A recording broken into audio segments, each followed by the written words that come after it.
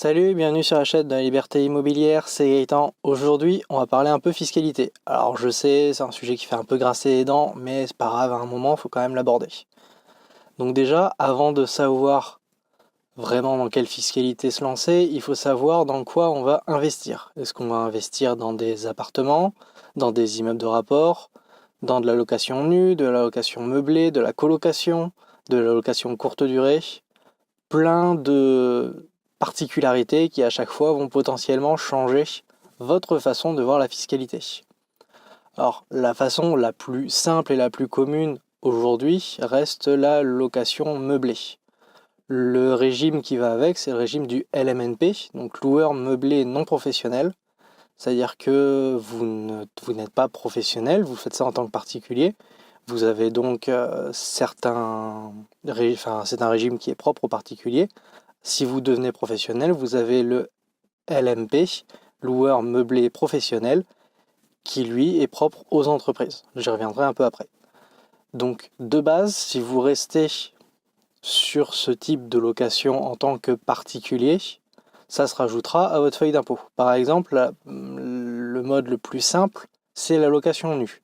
Donc vous louez un appartement ou une maison, on s'en fiche, sans meubles. Vous louez juste le toit, les murs, les fondations, choses basiques.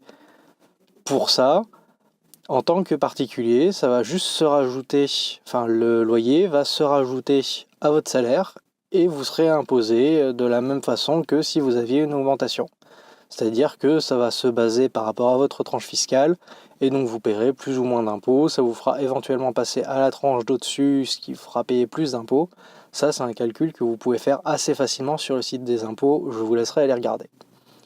Si derrière vous faites de la location meublée, là vous accédez au régime LMNP, donc loueur meublé non professionnel. Pour ce régime-là, il y a deux fiscalités. La fiscalité au réel et la fiscalité au microbic, c'est-à-dire qui est plafonnée.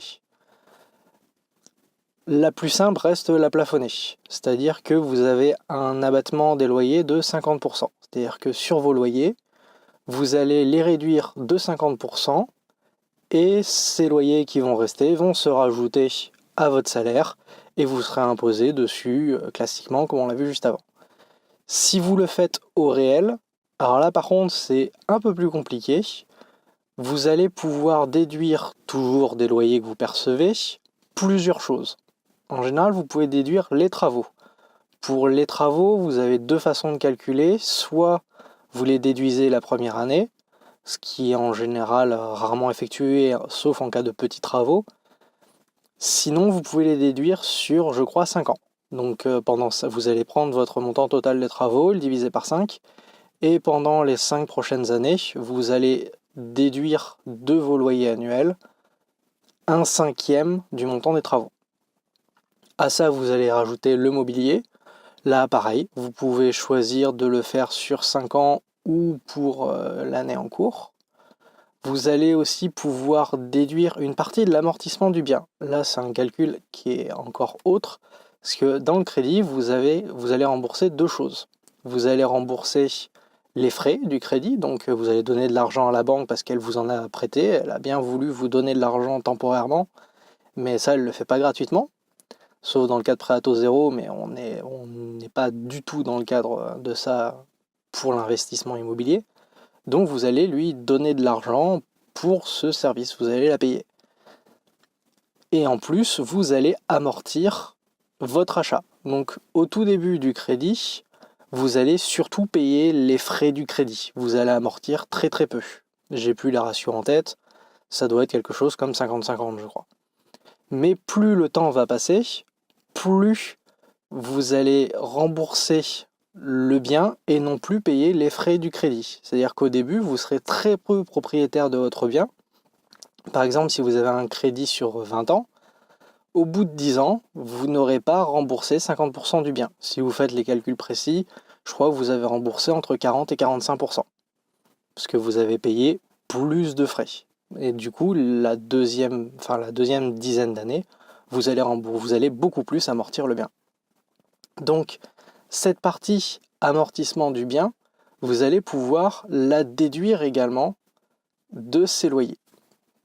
Ce qui fait qu'à la fin de l'année, ce qui va rester va se rajouter à votre salaire et vous connaissez la chanson. Alors cette partie-là est plus compliquée à calculer, vous avez plusieurs sites qui vont vous aider, je vous en mets quelques-uns dans la description, donc n'hésitez pas à aller jeter un œil si jamais ça vous intéresse. Et donc ça, c'est pour la partie professionnelle. Si vous vous lancez en tant que professionnel maintenant, il va vous falloir créer une structure. Pour ça, vous en avez plusieurs. La plus connue, c'est la SCI.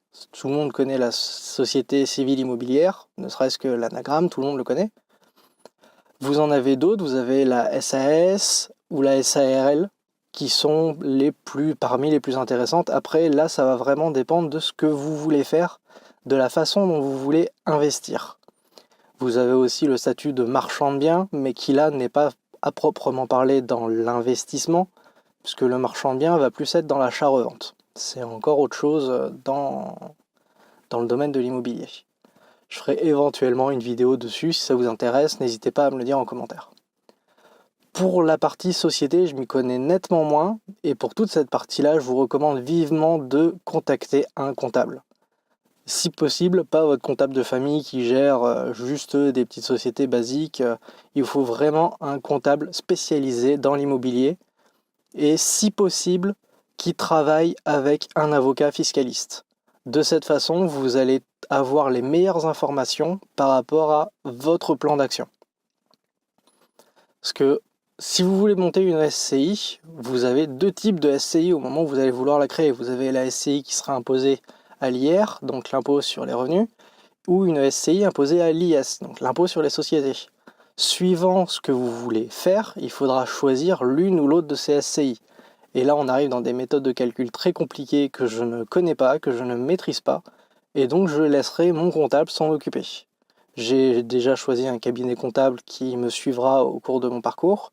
Si ça vous intéresse, pareil, n'hésitez pas à me le dire en commentaire, et puis je me ferai un plaisir de vous partager les informations.